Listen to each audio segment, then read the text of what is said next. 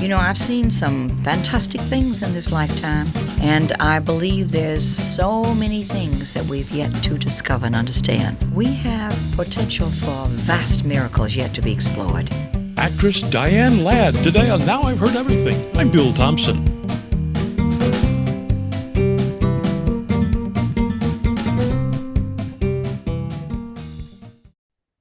She's appeared in over 200 movies and TV shows over the decades. She's been nominated for multiple Oscars, Emmys, Golden Globes. She's been on Broadway. But it turns out that actress Diane Ladd is also a teacher and a healer.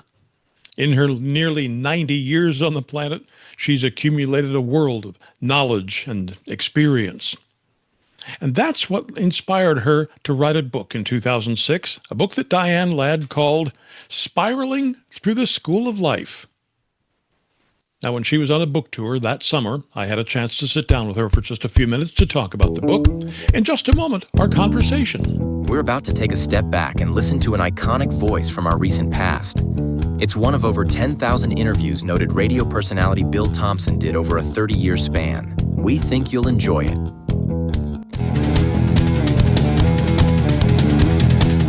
So here now from 2006, Diane Ladd. What inspired you to write this book?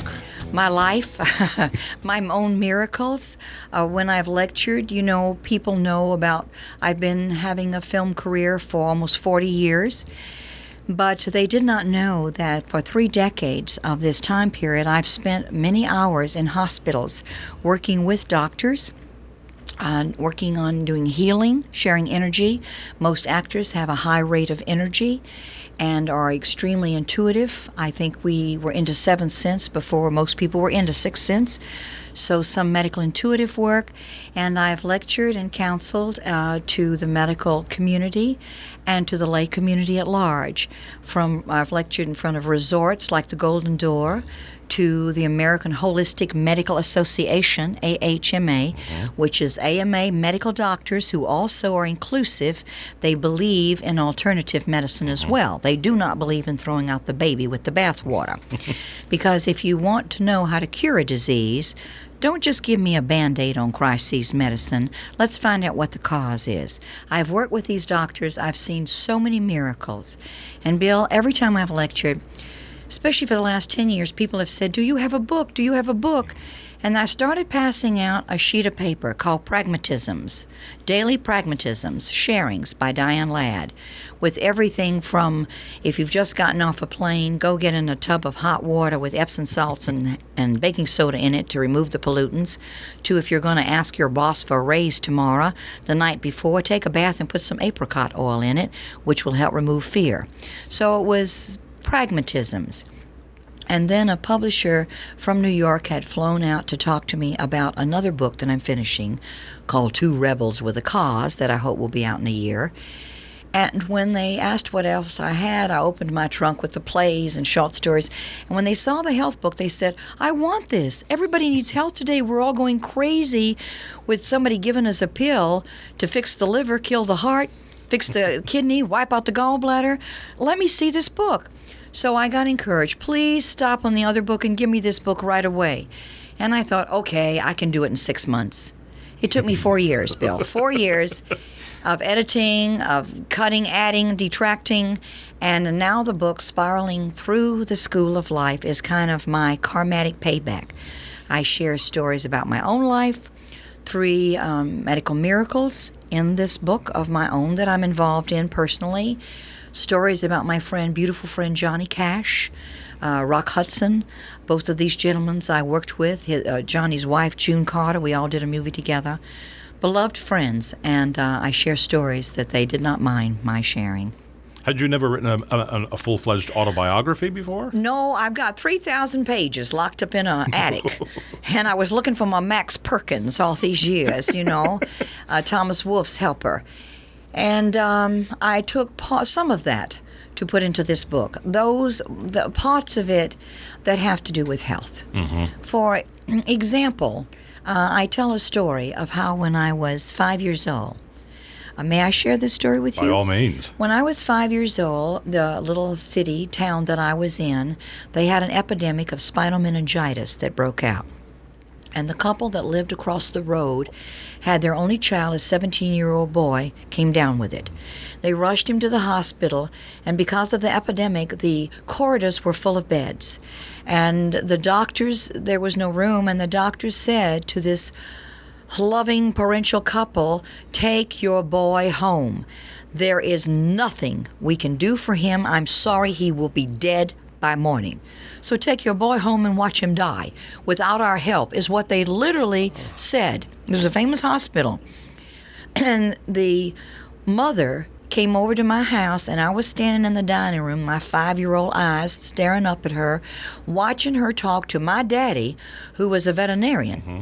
And she said, my real name was Lanier. Mr. Lanier, please, please help my boy. He's all I have in life. I can't lose my child. You got to help my boy. And tears were streaming down her cheeks. And my daddy is saying, ma'am, don't you understand? I handle dogs and hogs and cows and chickens. I'm an animal doctor. And she said, but those doctors aren't helping my boy. If you can help an animal, you can help my son. Help my son, anything you can do. And Bill, I stood there and I watched my father's little chin quivering. And he looked at her and he said, you're right. You don't ever give up on life as long as you are in life. And he went out and he found a young doctor who just graduated from Johns Hopkins Hospital. And he drugged that young doctor back to these people's house. He probably took his shotgun with him, knowing my daddy, and he drug him back, and that doctor worked on that boy the whole night through. In spinal meningitis, sometimes the head goes backwards, as you know, and pulls, and sometimes it even breaks the back. They can't stop it and causes death, of course. And he had neighbors come in and sit on that boy's legs, holding that boy down, and he had neighbors holding that boy's arms. And you could hear that 17-year-old boy's screams all through the night, throughout that village. Bill, the boy lived. The boy lived without a mark on him. So the whole point is, my daddy was right. You don't give up on life. And I was taught that. I was taught that by my father, and I was taught that by my great-grandmother. They called her Aunt Prudy. She was called the Mother of South Mississippi. And she was a midwife who became a doctor who delivered over 3,000 babies. She once, in a snowstorm, was thrown by the horse, broke her leg, went and delivered the baby, then had her leg set. So I share these stories. And I've been very happy because Hay House published the book. They asked me to get an endorsement. And I thought, who's going to endorse the Actresses' Health spiritual book? 30 years of sharing. I can't believe it. I got 15 incredible endorsements, including Stephen King, Marianne Williamson, Whoopi Goldberg, Rex Reed, Helen Thomas, 5 doctors, including Dr. Dean Ornish, who was a president's doctor who has all the heart centers all over the country. And he said this extraordinary little book might change your life and may even help save it. So my motive operandi to do this book was to share back because of a miracle that God gave me in my life. You'll read about it in my book. And because of that, I wanted to share back.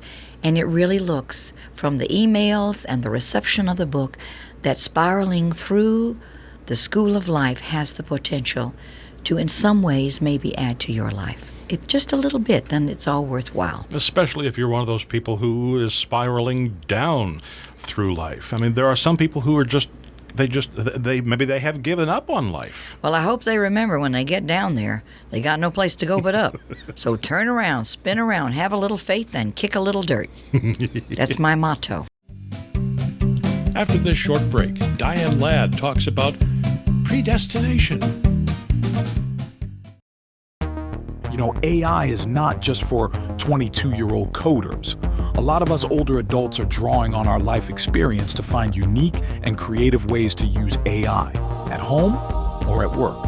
Got an AI success story you'd like to share? Tap the link below to visit our YouTube channel, AI After 40, and let's keep learning together. Now back to my 2006 conversation with Diane Ladd. Do you believe in predestiny? Well, I do think there's a possibility of predestination, but also that man has free will. So predestined, we're all a divine being. So we're all part of each other, the human family. I mean, your thumb over there doesn't know who the toe is on your foot. It says toe who, toe what, to toe who. And your toe doesn't know who the thumb is. And yet aren't they both part of you? So, I've seen some fantastic things in this lifetime. And I believe there's so many things that we've yet to discover and understand. We are divine beings. Everything, this microphone you're talking through, the airplane I came to Washington on, everything is in us. So we have potential for vast miracles yet to be explored. That's true. You've known from a very early age, haven't you, that you were different, that you were special somehow? Oh, I don't consider myself special. I consider myself just a human being whose daddy said to her, Diane, you can do any by God thing you put your mind to in this world if God will allow it. Just always get out there and go for it, girl. And that's important to teach your children the faith in magic and the faith in and belief in oneself. And as an actress, I've discovered with the 1,001 violins that I play emotionally, the basic truth is, Bill, there are only two emotions in the whole world. One is love, and the other is a lack of love. Where there's lack, fear enters.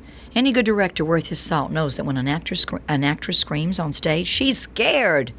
So first comes fear, and after fear comes jealousy. What have they got that I don't have? What did they do and not give me? The stuff. And after jealousy comes anger, which sets off free radicals and can be carcinogenic causing. And then, of course, comes the big one, hatred. Boy, that'll eat you up, So if we concentrate on love, you don't have to have a husband and wife to fill yourselves with love. You don't have to have children. You just have to evolve. And I ask people, try 3 things. Try today to smile, a real smile. Not just from your lips, but from your heart. Try today to say thank you to someone for holding up a door for you, or hold up the door for someone. And the third thing is try and put in your body gratitude. It is the most healing, amazing emotion. Try and feel gratitude for something good in your life. Find it. You got it. Find it. Do you think most people overlook we all do. Overlook the miracles in their lives? Absolutely. I do too. If I say do as I say do, not always as I do, God hasn't finished with me yet. I only know one person that's walked on the water about 2,000 years ago. I'm lucky to have made it across a few mud puddles. But your book is intended, I gather, in part to help us see those miracles. That's what the sharing is about. That's why I lecture. I just came back from Chicago, where I did a 2-hour lecture at a Freedom Health Expo. And again, I'm very upset that some of the drugs today, you watch a television commercial and you see a beautiful girl bathed in a yellow or white dress, lit beautifully by the advertising company, and she's telling you that you too can look this good and feel this good if you take the pill she's taking. And then just before the commercial goes off, you hear a teeny little voice underneath say, please check with your physician. This drug can cause a seizure, heart attack, or even death. And you think to yourself, are we insane? Are we crazy? I thought it was government by the people for the people. What's going on here? How come they'll let me buy this drug that can hurt me, yet they've stopped so many great doctors who said they had a cure for cancer? There's things sold in Europe that we can't get, yet they'll let me buy this drug that will hurt me? And I can't get injectable vitamin B in my own country that I can buy in England or Mexico? And vitamin B, who helps you so much in this world. What is wrong with this picture? But I think things are changing. People aren't going to take it anymore. They're getting very upset. They're asking questions. It's not always the answer in life. Sometimes it's the question. Well, the people that you speak to, and you see a lot of people every year, as you've alluded to, do they get it? I mean, a lot of them do. I see and meet over 5,000 people a year, minimum. And I am a high respect for my fellow human beings' intelligence. Don't underestimate the people in this country. Do not underestimate them, especially their hearts and their caring. We've got a wonderful country here. Yeah, we got a few bad apples. Yes, we do. But we've got some really good ones. And we have to start appreciating each other a little bit more and talking to each other more, We're in a fast-paced, mechanized world, and you think that it's going to bring us close together? Not necessarily, Bill. Sometimes it's alienating us one from the other, and we have to reach back for our humanness and our understanding of each other. Maybe there should be a sign at the border, 300 million really nice people and a few soreheads. That's the line that was that's in my book. That's where I was born. There was a sign, you read that says, welcome to this town. 300 nice folk and a few old soreheads. That's exactly was it. That reminded me of a time when every town had some kind of sign at the entrance. There was some small town in Missouri we went through on vacation years ago that said, if you can't stop, just smile and wave. Wow, I love that. Well, we smiled and waved at everybody. They thought we were nuts. When I first got to California, I saw a Mississippi license, and I smiled and I waved, and the guy followed me all the way home. I thought, ooh, I'm in a different place right now. I better be careful here. Well, you seem to be enjoying every part of your life, including now the author part of your life. I am. I even write about parenting in the book, and I've had some wonderful emails on my website, www.dianeladd.com. And one lady had her 14-year-old boy hooked on dope. And after hearing me lecture, she got in touch with the National Foundation for Alternative Medicine in Washington, NFAM, and they helped her find a doctor in her area that helped her get to an institution that is really helping she and her son. Then I write about love. I tell a love story about how at a mature age, prime of my life, I met my wonderful husband, Robert Charles Hunter. We fell madly in love. I found a soulmate, and I tell our love story. And Renee Taylor, the actress who played the mama, what was that show? What did she play? I forget. Sorry. This is the part I can edit out later. The nanny. Oh, yes, thank you. Renee Taylor plays the nanny and played the mother. And she's very funny, great talent. And she read the book and she said, this is the most wonderful love story I've ever read. It should be a movie. Well, I don't know about that, but I'm sharing the love story to let you know that sometimes we wonder why we're alone in life. And there was a period when I was very sad and depressed and alone, meeting 5,000 people. I did not have a partner, and I was alone. And I realized it was part of the big picture. The universe had things for me to do, and I had to evolve to a higher level to magnetize and pull in the man that I wanted to share my life with, that he would be on a higher level. And Robert says the same thing about his life. Just before he met me, he'd gone to a whole new course for a whole week to investigate his soul and his self and his life and his purposes. And we were both getting pretty ready for each other when we met. Diane Ladd will be 90 next month. Her most recent movie was Gigi and Nate in 2022. On television, she was most recently seen in 2021 on an episode of Young Sheldon. Now, you can get your copy of Spiraling Through the School of Life by Diane Ladd by tapping the link in our show notes, by clicking the link in the description below if you're watching this on YouTube, or by going to our website, heardeverything.com. We may earn an Amazon commission if you make a purchase.